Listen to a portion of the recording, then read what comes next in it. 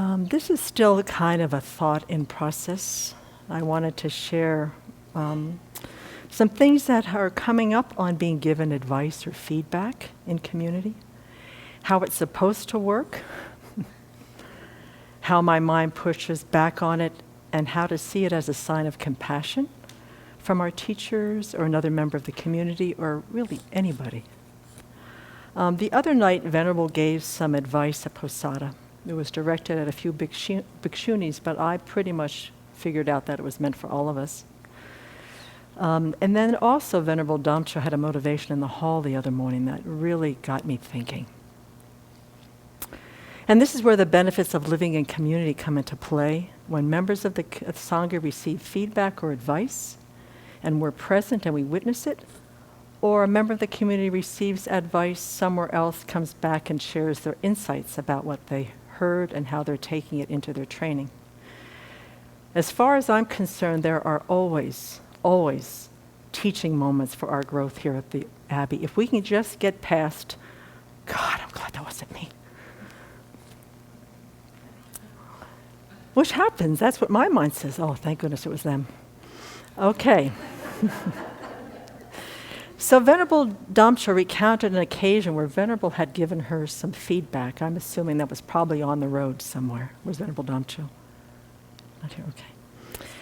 And around some of her behavior, she didn't give any details, but what she said, that Venerable said was, I'm giving you this advice to protect your ordination. And then Venerable Damcho shared that a Taiwanese abbess also in speaking said, every monastic has a good heart. My job is to protect that good heart. So I've been thinking of this is a mantra that I need to say, over and over again, especially when Venerable points out something about our behavior, attitude, about my behavior and attitude. It's because she is helping us to protect our precepts and our good hearts. Her role is not to make us feel warm and cozy and make us laugh a lot, which she's really good at, nor is it to shame us or to humiliate us or to think that we failed or that we're a bad person.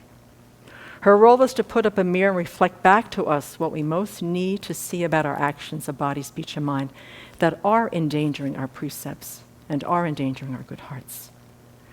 And we as a community need to get this really deep down in our minds, because the longer we're here, we are given the responsibility to help those that are junior to us protect their precepts and their good hearts, so that Venerable isn't holding all the responsibility for growing this community by herself. And if we can't take the advice and look at the mirror she shows us for our own training, we will be ill-equipped to support others in the community who depend on us to model for them. We won't be up to the task if we can't get beyond our own stubbornness, our own pride, our oversensitivity, defensiveness, and excuses we give her that get in the way of doing as is directed and benefiting from her wisdom and compassion. So then I was thinking a little bit more, like, well, why is it so hard to bow and say thank you to her when she gives us advice, or anybody, really, members of the community, particularly her? I asked myself that here, and here are some ideas, and totally this is not, I'm not changing the name to protect the innocent. This is all coming from Semke's mind, all right, on how I think about this. So what we bring in our ordained life here at the Abbey, and I can only speak as a Westerner, American in particular, is this stubborn mind that is conditioned in many ways to say, no one tells me what to do. I'll make my own decisions, thank you very much. Mind your own business. This is what my mind is like, and I think when people give me feedback or advice, I may not be saying that, but I sure as heck am thinking it. Many of us, I can only speak to the community, my perception is that we've come here in midlife and we all, in one way or another, have needed to navigate life to this point, have done that on our own terms. We've made really big life decisions. I know the history of this community well enough to know over time. And even if you're in your 20s and 30s, the world still expects you to know what you're going to do for the rest of your life and what your terms are that you're going to live your life, even though you haven't quite filled out your life experience card all that much. The world still has a huge expectation that you've got to know what's going on. You've got to do it on your own. As a result, generally everyone, but because I'm a Westerner, I'm going to think this way, that I have cultivated a sense of entitlement about autonomy, to determine which direction to go, whether on my own terms, on society's terms, or even my family's terms. I get to make up my own mind. And for my relationship to the world on whatever terms I meet it with, I have found that it's developed a stubbornness of view on what I think makes me happy and what I need to do to navigate the world to get that. This is what I want. This is the way I want it to go. I want it this way, not that way. I've always done it this way. I know, don't tell me what to do. I know what I'm doing, even though I don't.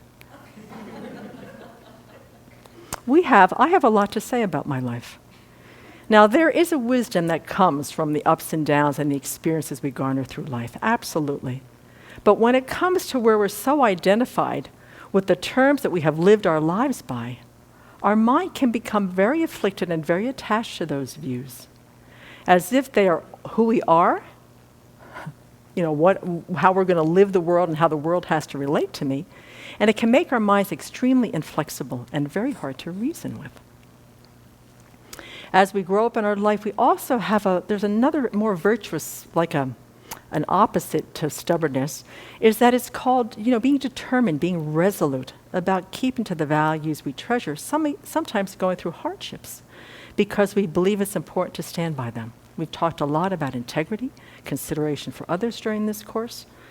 This is not so much a stubbornness as it is a courage and a willingness to go against the stream, to uphold the things that we really hold dear, that lead to a very virtuous, compassionate life. So then we move to the Abbey, and in the beginning it's great. You're here, you've made some really wonderful, wise choices. You're being resolute about how you'll live your life in a virtuous way. We're agreeing to live in the Vinaya, study the Dharma, being willing to be trained, and agree to following the Abbey guidelines, basically recreating ourselves, shedding old identities and old behaviors. This American has concluded that this has been a tall order for her because she's used to having her own way. I think it's part of my cultural conditioning as an American in particular. There is a stubborn pride that has no ears to hear. But for life here in this community to bear fruit, to transform myself into a true monastic, a true practitioner, from the very beginning to the very last day, last time I breathe my life, hopefully here, I have to let go of my stubborn pride on how I think training should go. And I also have to understand what I have to dismantle along the way so that this life here will bear a very beautiful fruit. Because living in community here voluntarily, choosing this life goes head to head with our stubbornness, our attachment to our opinions and our ideas. And for me, this has been the biggest struggle that I've had since I've been here. This bullheaded obstinacy that believes that I know what's best for myself. So, wanting to share some of the rules of the universe on giving me advice that I've concocted over the past 15 years that have never worked, but I keep trying them, so I want to share them with you and see if any of them resonate for you. Number one, I have a very clear idea on how I should be trained and which guidelines apply to me and which ones apply to everybody else. Okay? I will be given advice only when I'm in a good mood, and you have to know exactly when that is. If you want any chance of getting me trained, doing it when I'm in a good space and doing it very nicely increases your chances. If you point out some of my transgressions or unskillful behavior or guideline breaks, and I don't at least try to make a course correction after 3 attempts, do yourself a favor and drop it. I'm not ready to change, so stop beating your head against the wall. Go advise somebody else.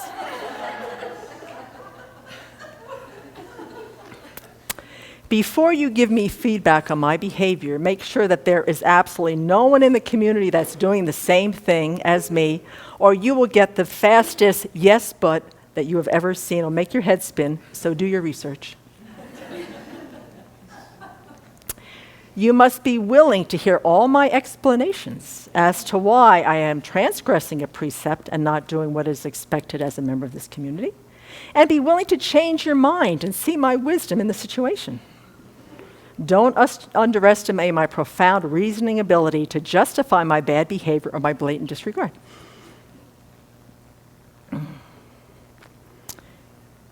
This is a fact that is important to know, that excuses are based on correct reasoning, and I'm just telling you the truth so you can understand me better. Excuses are just fact-giving opportunities I take so you can see the error in your ways. Don't give me feedback in public. I hate that.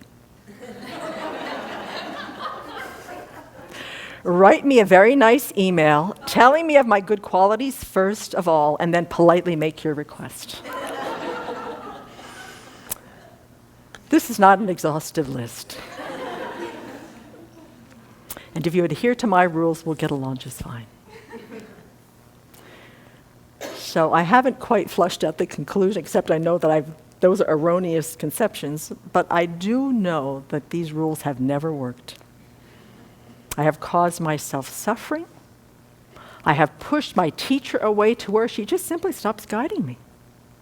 You know, I'm off the rails, and I've just given her so much pushback that she just says, I can't do anything.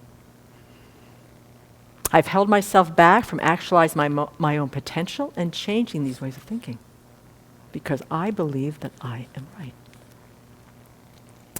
So my commitment, and this is, it's changed. They're not as strong as they used to be. But I want to support the flourishing of the Dharma not only in my own mind, but in the minds of all who live here, all who come here. And to do that, I have to open myself to be guided by a wise and compassionate teacher and stop seeing it all as a judgment on myself. These are acts of compassion. There's no judgment. There's no criticism. There's only compassion and the wish to be of benefit. No matter, who it comes from, but particularly my teacher in the community. It's crucial for the path, and without it, we're just going to be spinning around for a really long time. When the three of us were living here many years ago, we, before you were Simke and probably before I was Tarpa, we had already figured out, we had this slogan that we used to say about seeing help as harm. And every time something like this came up, we'd support each other and noticing, we're seeing help as harm. And so we recognized it early and we're still working on it.